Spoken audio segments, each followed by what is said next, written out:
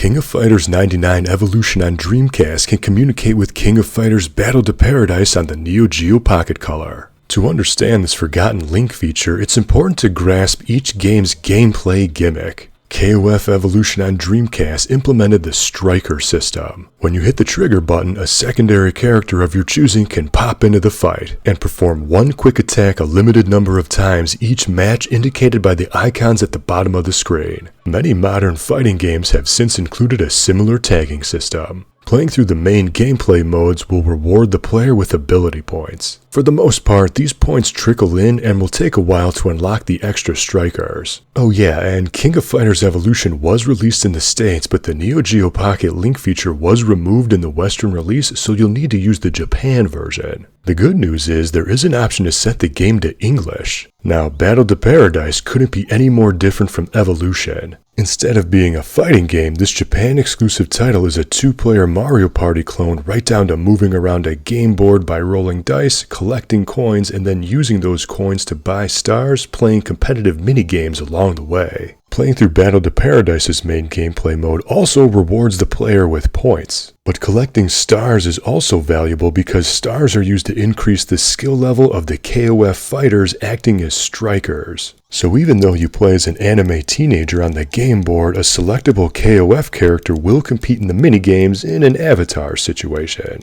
Before linking, it's a good idea to play through both games to earn enough points to make the transfer worthwhile. And I also recommend earning enough stars to level up a striker or two. The max level for each striker is level 3, which is indicated in the corner of the screen. Okay, so with the Dreamcast and Neogeo Pocket Color link cable inserted into each console, choose the Neogeo Pocket link option on the main menu of the Dreamcast game. Since the menus are in Japanese in Battle to Paradise, click on the bottom menu option, then look for the DC link. It's the only English letters on the screen. In the Dreamcast game, there are two options, upload and download. Uploading transfers the Dreamcast ability points into the Neogeo Pocket game, which can be used to unlock more content and low-res JPEGs a little faster. Activating the download option then sends the striker data from the Neogeo Pocket game into the Dreamcast game. Both connections are instantaneous and the game auto-saves when complete. I would say the Dreamcast game benefits more because adding more characters, even if they are strikers, is sort of cool.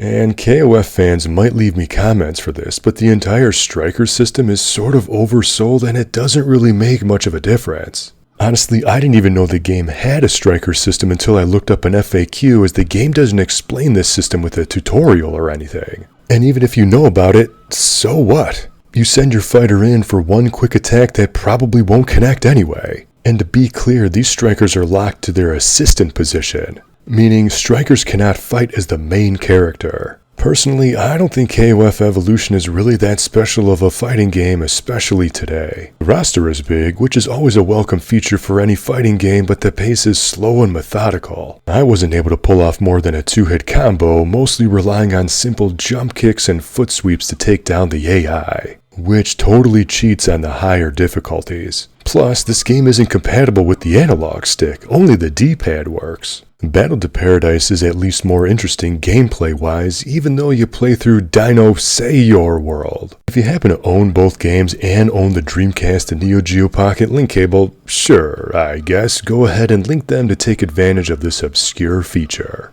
But is it worth tracking down this rare link cable, these Japanese exclusive games, and playing through both of them to make this transfer to add fighters that are only good for one attack that probably won't hit your opponent? Sadly, no. While it doesn't exactly make the effort worthwhile, especially now 25 years after being released, it still deserves some recognition for attempting something so unique back in a time when there wasn't really any play this game to transfer something into that game type feature. King of Fighters Evolution is one of 6 Dreamcast games to include such a bold feature, one that has little documentation because so few have had the chance to link both games.